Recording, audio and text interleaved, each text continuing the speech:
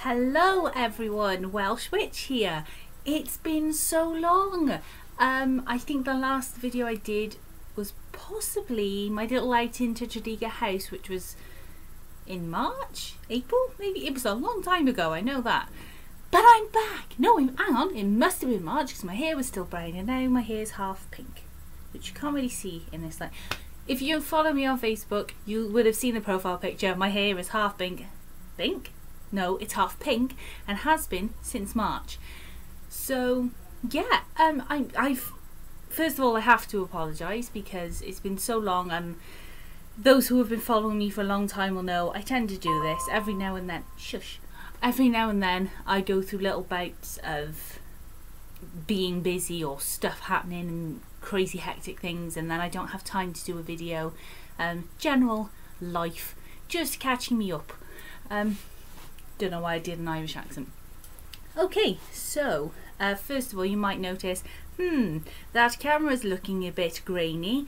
That's because it's my old camera on my laptop. My phone camera,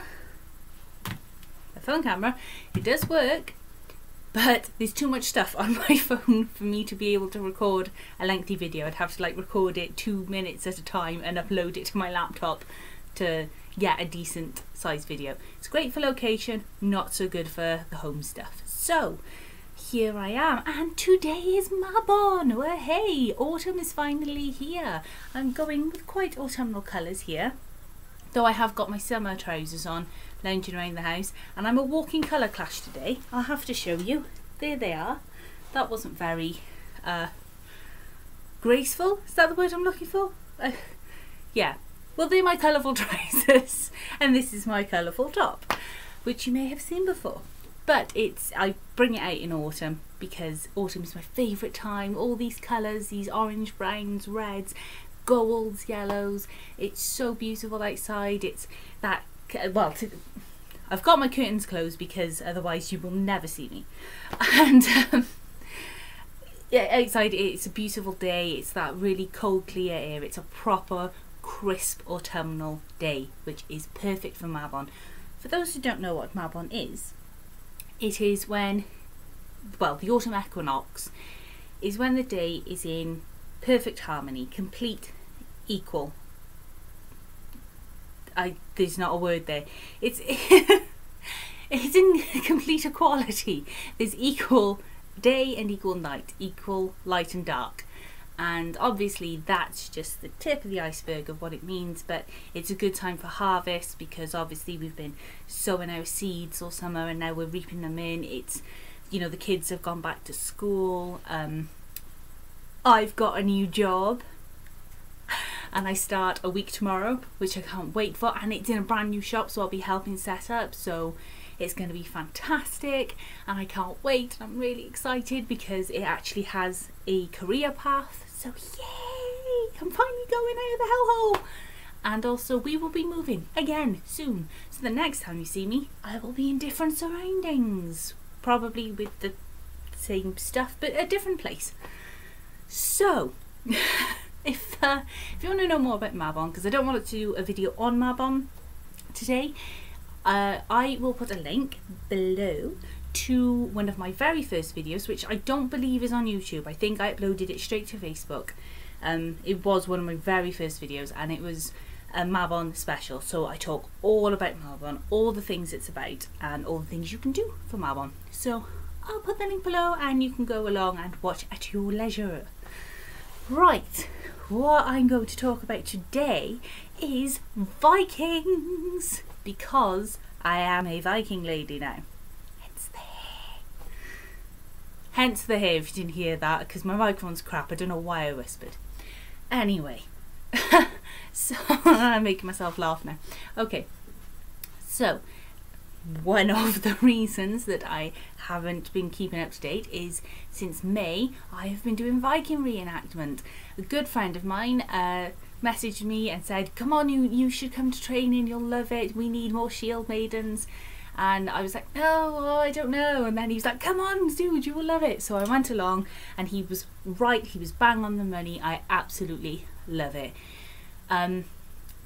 Lots of fighting involved, so fighting in a shield wall using a shield, big round shields, using an axe or a sword. You're supposed to have a seax, which is kind of like a little dagger you're supposed to carry around with you. Not just warriors, freehalls, people who live in the village, they're supposed to have them. So I need to get one because I don't have one yet. But warriors, sorry, I lost my train of thought. So I've been doing the fighting, but I'm not actually allowed to fight yet because you have to pass a basic test, which I've not yet done, but I will.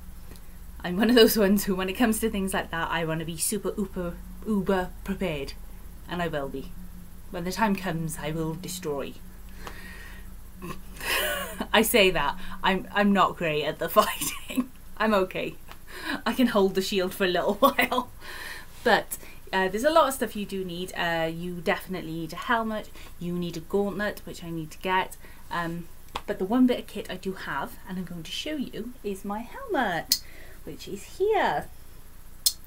So this, ooh, it's reflecting. Of course it's reflecting. This is called the shut up. Sorry, my laptop's beeping at me.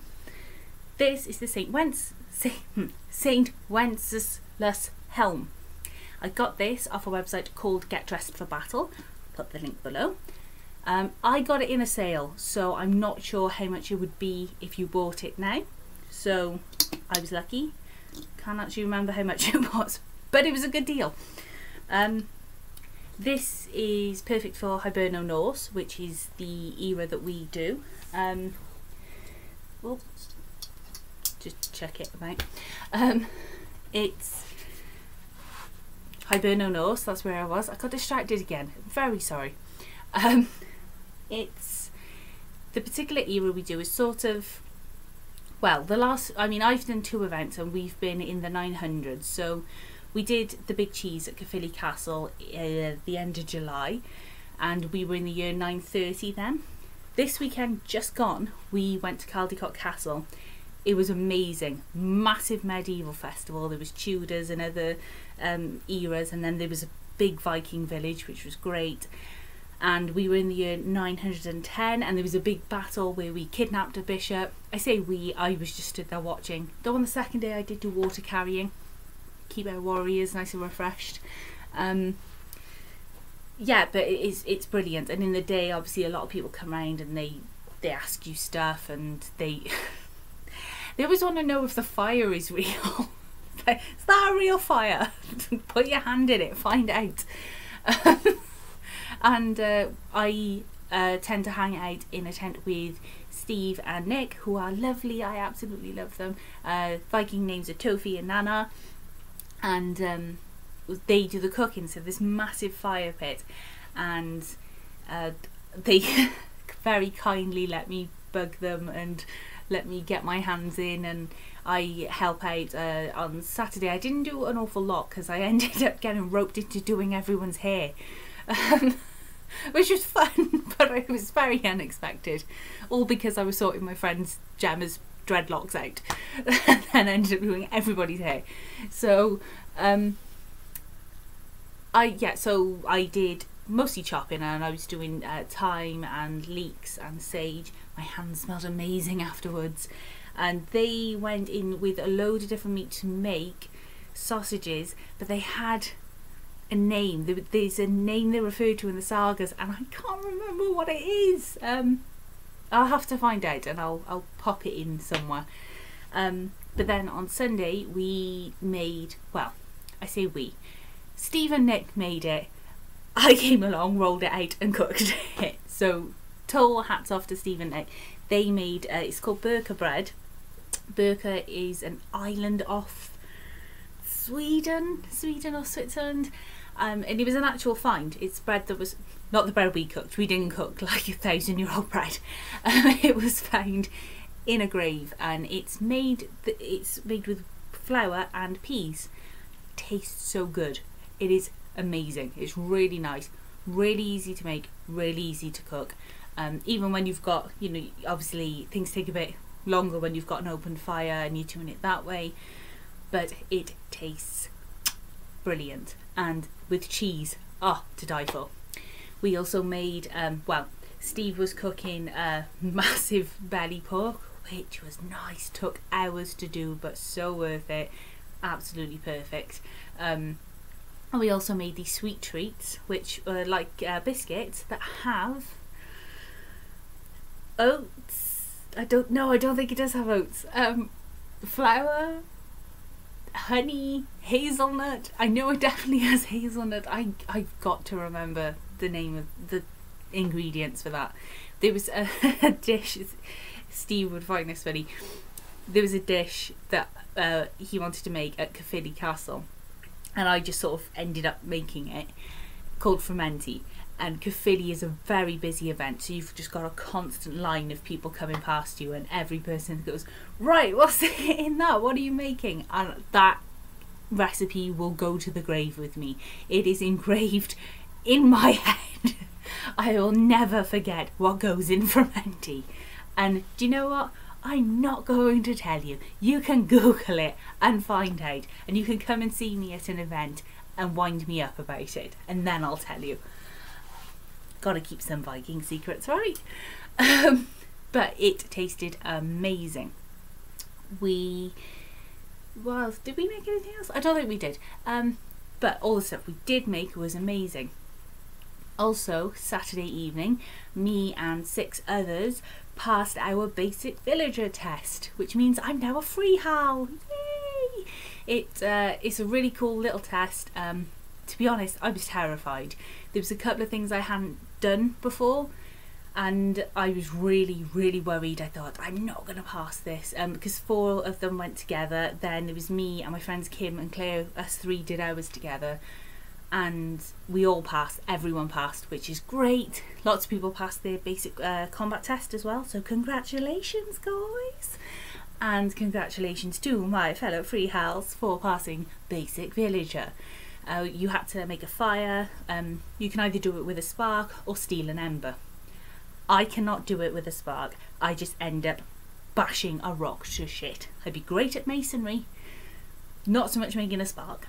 So I have to do it by stealing an ember. You could use these things. Oh, I have them downstairs. I should have brought them to do this. They're called King Alfred's cakes, or crumbles. They're like little black mushrooms, and they catch an ember, and then poof, you have a fire, which is awesome. So I made a fire with that. I used, the day after, I got to use birch paper as well, which comes off a birch tree. That's brilliant because it catches really fast. So I managed to make a fire. I had to chop wood, had to chop and prepare a bit of food, put together some flat pack furniture, not like, IKEA flat pack, though right area of the world, more like these stools that we have for the village, which are great and easy to put together.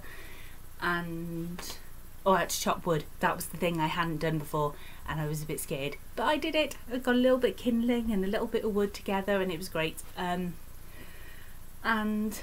then we had to talk. That was it. We just had to answer a load of questions. It's mostly common sense, health and safety stuff, but I did pass, and so did Kim and Claire and Carla and Janine and everyone, and all the 7 people that took it. All of us passed. We are now free hals. Congrats, guys. And congratulations to everyone who passed their basic combat. I don't know who passed their basic combat apart from one person. I mean, I only know of one person who passed. So congrats to everyone else, and congrats to Adam who passed. Okay, so now that I've talked at length about that, I really have talked at length about it, I'm going to get back to talking about my actual stuff. So I was talking about my helmet. Eventually I will pass my basic combat test. Our next event coming up is the Battle of Hastings. Big reenactment. I believe it's the 14th or 15th of October, but I won't be there because of my new job. But all of my group will be there. Well, most of my group will be there, and they will kick ass because they're awesome. So, our group, by the way, is called Blythe D. That's Welsh. It means the Black Wolves. and we're part of a bigger society called the Vikings. There's lots of groups all over Britain, and we come together and we fight. Smashy smash. We don't smash things. I do, because I'm clumsy. Okay, so within the village as well, it's good to have different people who represent different jobs, different ways of life. So like I said, you've got Nick and Steve, Nana and Tofi, who do the cooking. They've got their big open fire pit, and it's great, and they'll happily talk to, I keep going to say the audience, this is the theatre background, the public. They will talk to the public about that. Then you've got Lars, our lovely Larry, who is our trader, and our backstory is that we were in Ireland. I hope I get this right now. We were in Ireland, and then we got pushed out by the Christians, and we sailed to Wales to hire ourselves out to Welsh princelings, and we've lost our ship, and the ship's captain was Lars. So that's our little backstory. And Lars is the trader, and he has lots of furs that he can talk to people about. His wife Gwyneth, I don't know Gwyneth's Viking name, sorry, makes some beautiful clothes. She made my kirtle, which is hanging up at the moment. Amazing design. Some of the stuff she can do is fantastic. She can do really basic ones, she can do a bit more fancy. It's brilliant. She's brilliant, and that's what's good about this society, is a lot of people within the group can do handy things. And shut up, sorry, noisy bikes. But a lot of people within the society can do things, so you don't have to go too far afield to get someone to make you an outfit or a bit of jewellery. Whatever you want to do, there's usually someone on the field who can do it. So, being as it's good to have representatives, people acting out as these particular characters, if you will. Not necessarily characters, just vocations. Every Viking place would have had a seer, one of the voleur, which were ladies. They were women who were kind of like a Viking witch. They would speak to the gods on behalf of everyone. They could read runes. They would tell you whether a battle was going to go well or not. If the seer told you, you were not going to win this battle, you did not go into battle. It was as simple as that. If she thought you were going to lose, you did not go. So, guess who's taken up the seer job? Which has been fun so far. I haven't done an awful lot because it just depends on whether the public ask you, and I've got a bit more to build up. But what I have done so far is, there's a few things that one of the voleur need, or a seer needs. Every seer worth her metal has to have a staff. Now, there's a thing called a distaff, which I'm going to talk about in a minute, because I have finally learned what the hell it's for. My friend Louisa, who is one of the Vikes, she was going to be the seer. She bought this amazing replica of a distaff. I'll talk about it in detail in a bit. Neither of us had any idea what it's for. I now know. So Louisa, I know what it's for. But it's also good to have a proper staff. This I can't show you the whole of it because it's taller than me, and I'm 5'9". So you can see, oh, get off. Right, I managed to strip this off, and I carved in some runes. Now I use the younger Futhark because there's the younger Futhark, which has 16 runes, and the elder Futhark, which has 26, more akin to our alphabet. The problem with that is that, no, it's not a problem. The thing with the runes is that around about the era that we portray, pre-800s, you have the elder Futhark, which is the 26. Then sort of around about the year 900, the younger Futhark came in. They're the runes I've got, because it was a lot easier to make and carve 16 runes than 26. And I've learned all the meanings and all the names for all 16 of them. And you can use either or for the era we portray. So I've gone with the younger Futhark. I suppose it depends what you're more drawn to as well. I mean, I felt quite a draw to the younger Futhark as well, especially the names and meanings. Anywho, I have 5 of them on here. Now, the reason I've chosen these 5 is because they're to do with either battle or family or communication. There's stuff that go well with being a seer, but also well with warriors. So here we've got Sol, which is the sun goddess, and it means strength and victory. Obvious reasons. Here, this one, I mean, it's kind of on its side here. Yeah, that's about as upright as I can get it. This is Thurs, which means the strength. It's the strength of the giant, so that's a good thing to have.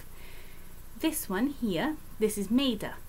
Maida means man, as in human, and the clan and family. So again, obvious reasons for having that.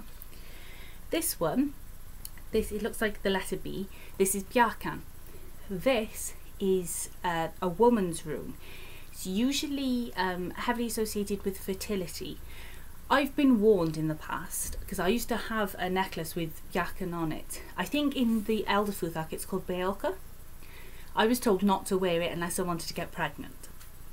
So, ladies, if you want to make babies, Bjarkan's your rune. And I think, hang on, what have I got? 1, 2, 3, I've gone through 4. Aha! This one looks a bit like the letter F, but there's 2 that look like the letter F. This one points down.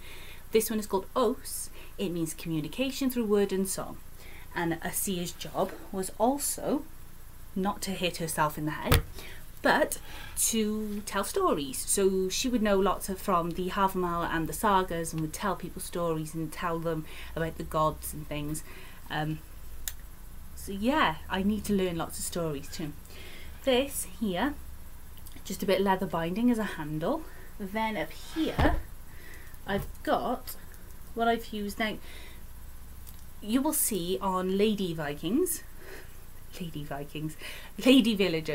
they will wear a kirtle, a dress, with a apron dress called a hangarock over the top, and you have these big swathes, these big, like, not swathes is lots of material, big, kind of, they look like necklaces, but they're attached to brooches that hang off the apron, off the hangarock, and they are full of these kind of beads. These are actually made of glass. You can kind of see them, they're very colourful. Excuse me. I had a necklace with these on, and I thought these would be perfect for prayer beads, which you can also have. I also have these. These are actually rook feathers. However, rook is of the family of blackbird. What else is of the family of blackbird? Ravens. Okay, Odin has 2 ravens, Hugin and Munin, spelt Huggin and Munnin. They represent thought and memory. He would send them out across the 9 worlds through the Yggdrasil tree, and they would go out through Yggdrasil, all the 9 worlds, and they would find all these stories contained in thought and memory and bring them back and tell Odin. Also, Odin gave his eye for, I think it was knowledge or intelligence. Something to do with being very clever, because he's awesome. We love Odin. Shout Odin lots. I also did carve the rest of the runes all down, and I hid them. There's a bit of moss by there. But you have to go looking for them. I'll try to see if I can find one. Oh, you can kind of see one there. It looks a bit like a star. That's Hagal. That means transformation. Specifically transforming something difficult, a difficult situation, into something a lot more simple, which we all love. We like it when things are easy. Nothing's ever easy. I'm optimistic. I also made runes. Bought this beautiful little bag with Mjolnir on there, Thor's hammer. I also am wearing a Thor's hammer that's twisted. I want to get another one. I actually want to make myself one too. But in this goes on my little belt, which is literally a little belt. It's very thin. I need to get another one. I need to also learn how to open this bag. These here, these are my runes. So I've made them. I'm I'm not sure what wood it is, I'm not sure what wood the staff is either. I just went out to the woods on our doorstep and picked them up. It's a nice soft wood. I sanded I sawed them into 16 counters, dropped them, I'll get it in a bit, sawed the side of it, sanded one side of it, and then used my sister's Dremel which is what I used on the staff, to carve in, and then I coloured in the runes. This one is R, which represents a good year from correctly applied skills and knowledge. I'm getting there. And this one is Reidar, meaning riding, which means going on a journey. So that's good too. I'm going to put these away before I decide to throw them elsewhere. I'll grab the other one in a sec. Now I also bought, I've got a lot of hammers. This I bought on the weekend at Caldecott from Valhalla Mead. I'll put a link to his Facebook page down below. His mead is amazing. I haven't drunk since 2012. 5 minutes with Vikings and I'm drinking again. To be fair, I only drink with them. So, and I've got a bottle of the Yggdrasil mead, which I'm saving for a special occasion. So it's lovely inside. It's a bit, I don't know, is that ceramic? I don't know, but it's stoneware and it's lovely, and I was using it all weekend and it's gorgeous. I've got quite a few bits of jewellery. I bought a lovely bronze ring on the weekend. I've got some amazing earrings from, I did have her card by here, it's gone. Her name's Swanhilda Sweets. I will try and find the Facebook page and put the link below.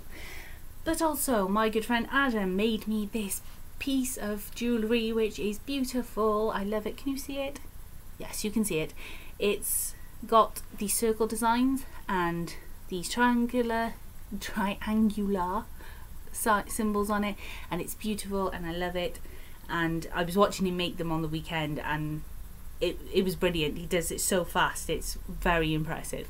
A lot of people ended up buying these off him. Amazing. Now also I have, sorry, I'm just checking, I've got, this is going to seem really odd to have in my bedroom. I have a mixing bowl, a whisk and some double cream, because I learned on the weekend how to make butter and I'm going to make my own butter, but not yet. Wow, I've been talking for almost half an hour. Okay, so the thing I was on about earlier that I have finally found out what it's for is this. It looks odd. It's called a distaff. Now, this is my friend Louise, sorry. Anyway, this is called a distaff. It's a cast iron replica of an actual find. Now I'd read about this, so when she showed it to me I knew what it was straight away, and it's I knew about the find straight away, sorry. And it's the actual one they found was I think it was bronze, or it had bronze inlay in it, and you're supposed to put wool in it, so there's a bit of sheep's wool in this. Now on the weekend I had it. I didn't know what it was for. We thought maybe you're supposed to set it on fire. It looks like a torch. We thought maybe a bit of incense. Sorry, it's got jangly bits on it. So, what it's for. Back in the day, when when Saxons and Vikings would weave and sew, you would see them, you've probably seen pictures of them holding up a stick. And the stick would have wool all the way around it, so completely wrapped around with wool. That is called a distaff, like this. Now, a seer would probably, because of being a woman and being in that society, you would know how to weave. I don't. But a seer would. And obviously you thread the wool down from off the distaff and it goes into your loom and then you make wonderful things. A seer would have this, a metal one, and she would carry it, and this is like this definitive symbol of the seer. So a seer could walk around with runes and a staff, but unless she had one of these, you couldn't be 100% sure that she was the seer. If you saw this, hands down, that's the seer. Now, the reason that she had this wasn't actually to use it for spinning. She would have it as a representation. It's a very feminine object because obviously spinning, men can spin, of course they can, but it was more associated with women. Also, there is the idea that a seer, being able to prophesy, could see your future and see your thread of life. If you think about the Greek fates, you've got Clotho, who spins the wool. So it's kind of that thinking behind it, that this seer has the ability to spin your yarn, to spin your future for you. So that's why she has this. Also, it was seen kind of like a magic wand. So if she had this, it was a supernatural tool. It's supposed to have a lot of energy around it, a lot of great magic around it. There's a story about a woman whose son is in trouble with some other warriors, and she goes to the seer and she says, "You have to help, you have to hide my son." So the seer says, "Okay, I'll hide him." And she uses her distaff. And when the warriors come along, they can't see him. So they look around and they're looking for him. And the distaff is on a chair. And they look at the chair, and I think it disillusions. It creates an illusion 3 times. First of all, I believe they see a pig. Second, possibly a goat. I can't remember what it is the 3rd time. I think one of the times they just see the distaff and they know there's some magic coming off it, but they don't know why. And the truth is, actually, the boy is sat where the wand is, and she's hiding him with the wand, with the distaff. So it's a very powerful, magical tool. And if a woman has this, she's definitely the seer. The seer was actually incredibly important. So you have the Jarl, the top of the village, and his wife, and then the seer. That was the hierarchy. She's got all these amazing warriors, but she would be up here. Sometimes the seer would also be a shield maiden. Now, there are stories of the seer sometimes marrying the Jarl, because that's an incredibly powerful couple. That is the ultimate power couple, a Jarl and a seer. That happened few and far between. Most of the time the seer didn't take a husband, she just had many lovers, and you were very lucky if she chose you and took you as her lover. So brace yourselves, lads. I'm not going to do that. Where was I? Right, so she's a very important woman. She's supposed to be looked after, and she would go from village to village telling, not necessarily your future, but prophesying, talking to the gods for you, and you had to placate her. You had to make sure she was happy, keep her on side so she didn't wander off to a different village and stay there. And they would give her gifts, make sure she was well fed, make sure she had a good home, a good bed to lie in.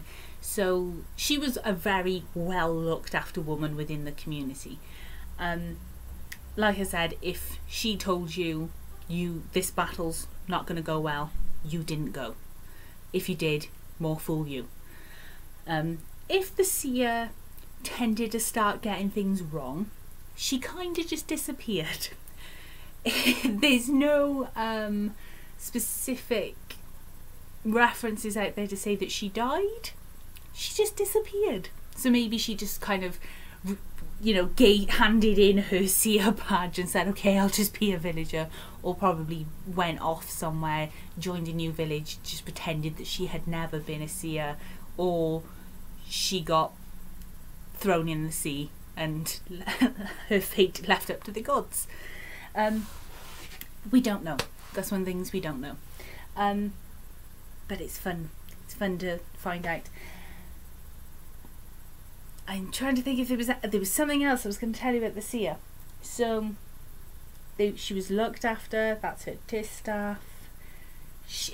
Right. There was an important ceremony that it was the way she spoke to the gods. Now I can't remember what it's called, but the seer, much like a witch's coven, would have a group of women around her. Usually sort of people who had shown foresight, people who were shown that they could potentially be the next seer, so kind of like apprentices, but a group of women around her. And what they would do is she would have a particular stool that she would sit on, and they would be sat around her in a circle and they would all sing together. Now there was a particular plant or herb that she would eat, kind of like in a hallucinogenic, but she didn't have to eat it because obviously people can do astral travelling without getting high. So she would or would not, depending on the woman in question, would eat this herb, and the women would sing. They'd all sing together, but the women would sing in a chanting way, and it's very shamanic. It's got that shamanism feel to it, and they would chant and sing, and then it would send her to the astral plane, and she would be able to see the 9 worlds of Yggdrasil, and she'd be able to talk to the gods. And then when she was in that state, they would ask her questions and she would talk to the gods and give you their answers and would interpret what the gods had to say. So the seer, for those who've seen the series Viking, is nothing like that seer, the old guy who has no eyes and they have to lick his hand. No one is licking my hand. So that's pretty much the seer, and so I've got a lot to catch up on, and I've got a lot to learn as well. I've got lots of stories and things to learn, but I can talk at great length, as you may have noticed, about the seer to a member of the public, which is great. That's what we're there for, and to thoroughly enjoy ourselves, but to talk to the public and educate them. And reenacting is great fun, it's fantastic to do, and I haven't even been doing it long, and I already feel like I'm part of this big family, and it's great. I absolutely love it. I love my Viking family. I love Blythe Eddie. So if you are interested in Viking reenactment, have a look at the Vikings reenactment hub on Google and see if there's a group near you. They've got a long list of all the different groups in the different areas, not era. We're not time travellers. Or are we? But you can have a look and see what's close to you. Now, I'm pretty sure there was other stuff I was going to talk about to do with the Vikings, but I have prattled on for near 40 minutes, and I'm going to let you go now. So that's all my Viking stuff. I hope you've enjoyed it, and now you understand why I haven't been making videos for so long. I hope you guys have a wonderful Mabon today. Today's a good, like I said, it's a good day. We can reap what we've sown, and it's a good Kickstarter for the rest of the year.